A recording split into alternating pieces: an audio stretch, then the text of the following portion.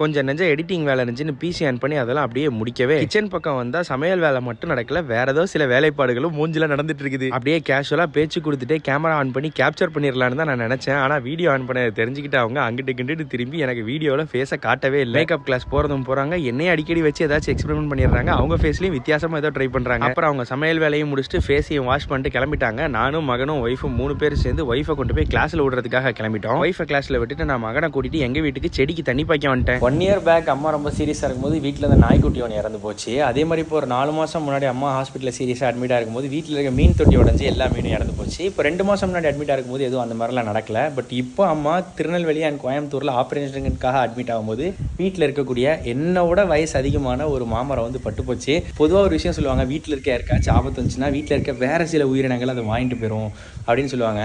இது உண்மையாக பொய்யான்னு தெரில. பட் எங்கள் வீட்டில் 4ல் 3 தடவை இந்த மாதிரி நடந்திருக்கு. இந்த மரம் பட்டு போகிறதுக்கு வாய்ப்பே இல்லை. ஏன்னா என்னோட பழைய மரம் எவ்வளோ பெரிய புயல் வெயில் மழையும் தாங்கி நின்றுக்குது. பட் இப்போ இறந்துருச்சு அந்த மரம். ஆல்ரெடி சோகத்தில் இருக்கிற நம்மள கூட கொஞ்சம் ஏதாச்சும் வந்து சோகமாக்கிடுது. ரைட் நண்பர்களே, மிச்ச மரங்களுக்கு நான் போய் தண்ணி ஊற்றுறேன். நீங்கள் மறக்காமல் லைக் பண்ணிக்கோங்க. நம்ம இன்னொரு காணொலியில் சந்திப்போம்.